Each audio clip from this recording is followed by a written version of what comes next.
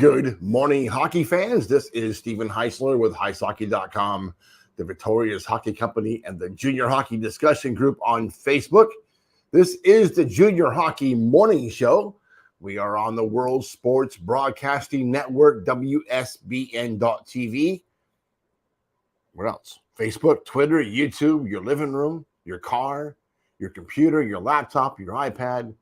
So many options. It is Thursday, March 23rd. Right now for me, it's 6:45 a.m. I have to go to Miami this morning at 8. So you guys are going to get the early show. Well, I'm up early. You can still be sleeping. 2023 North American 3 Hockey League Fraser Cup Championships are underway in St. Peters, Missouri, just outside of St. Louis. Alexandria Blizzard beat the Texas Brahmas 4-1 last night, and the Oregon Tradesmen lost to the Helena Bighorns 4-3 in a shootout. Today's games: Granite City versus Alexandria, Northeast Generals versus the Oregon Tradesmen. As well, the USPHL Premier Nationals get underway today in Utica, New York. Minnesota Moose versus Charlotte Rush kick things off today at noon. Other games are Wilkes-Barre Scranton Knights versus Fort Wayne Spacemen, Richmond Generals and the Utah Outliers, Ogden Mustangs and Hudson Havoc, Metro Jets versus the Las Vegas Thunderbirds, Islanders Hockey Club versus Toledo, Vernal Oilers versus the New York Aviators, Metro Jets Development Program. They got 2 teams in this thing. Versus the Florida Eels, and Tampa Bay Juniors will take on the Northern Cyclones. We'll jump right into the North American Hockey League report. South Division. Oklahoma is starting to sputter at the absolute worst time, with 8 games remaining in the regular season. Could the Warriors find themselves on the outside looking in after the playoffs? Which team from the South will be representing the division at the Robertson Cup Finals? Will it be Lone Star, Shreveport, and New Mexico? Certainly a possibility. Then there's this. Did another wealthy dad buy a team just so his son can say he played in the NAHL?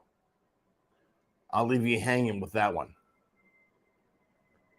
Oklahoma Warriors are 41-10-0-1, 83 points. Garrett Roth and the Warriors may be scratching their collective heads this week, wondering how they managed to lose a game to the Amarillo Wranglers on Saturday. For the Warriors, losing the Harry Mahoods team is kind of like walking out of a public restroom only to notice 15 minutes later that the fly has been left unbuttoned. Well, that kind of explains the funny looks, doesn't it? Let's hope Oklahoma wears a belt to El Paso this weekend. That's one town you don't want to get caught in with your booty showing. Number 2, Lone Star Brahmas are 32-12, 2-5, 71 points. Dan Wildfunk's Brahmas split the weekend home series with New Mexico, exposing a few issues along the way. Lone Star visits the Ice Wolves in Albuquerque this weekend. The Brahmas are always a threat to emerge from playoffs and advance to the finals, and this season is no exception. They kind of have the Warriors' number as of late. If Wildfunk can get this group dialed in before the start of the playoffs, watch out. Number 3, Shreveport Mudbugs. Jason Campbell and the Mudbugs made it look easy in the weekend double shutout sweep of El Paso.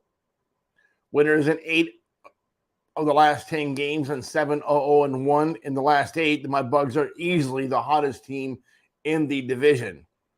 Shreveport can all but shut the door on the Jackalopes' playoff hopes when they visit Odessa this weekend. Number 4, New Mexico Ice Wolves, 30-19, 2-1, 63 points. Phil Fox and the Ice Wolves are winners in 6 of the last 10 games after the weekend road split at Lone Star. The Brahmas visit Outpost Ice Arenas this weekend in Albuquerque. It may be easy for New Mexico to fall into the "we got this" trap after looking at the division standings. Yes, the Ice Wolves do have an 8-point lead over Amarillo, with both teams having 8 games remaining. We all know it's not over until it's over. The Wranglers, or really even Odessa, could still make a run. Not likely. They could. Speaking of the Wranglers, This coffee break brought to you by the Bustelo Coffee Company and the North American Hockey League. Not really.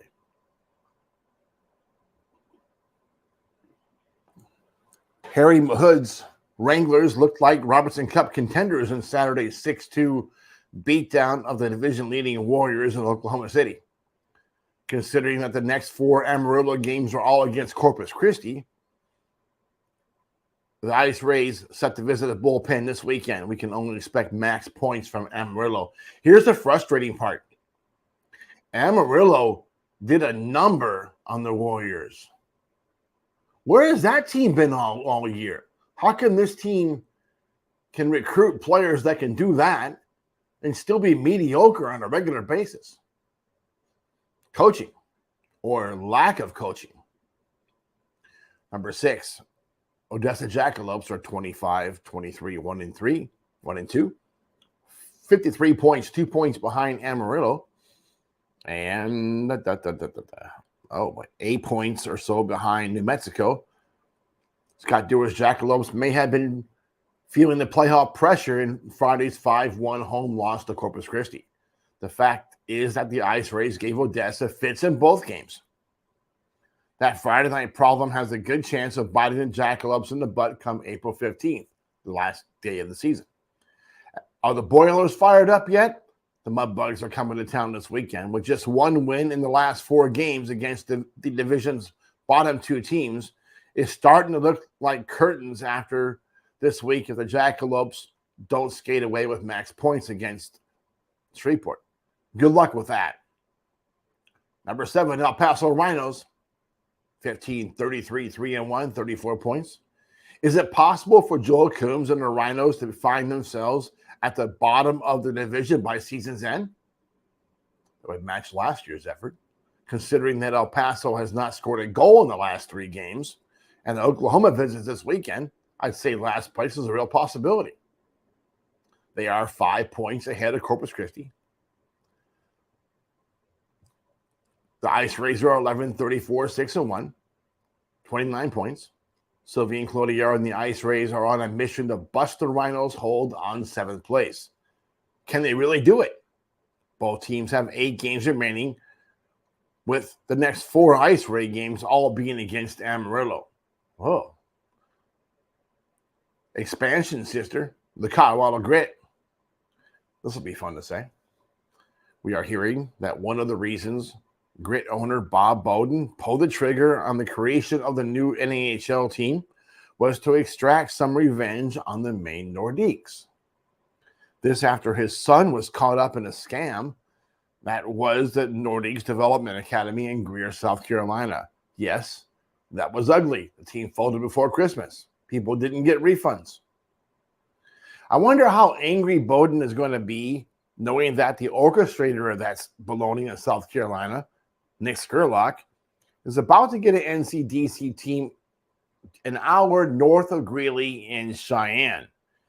Interesting. Very interesting.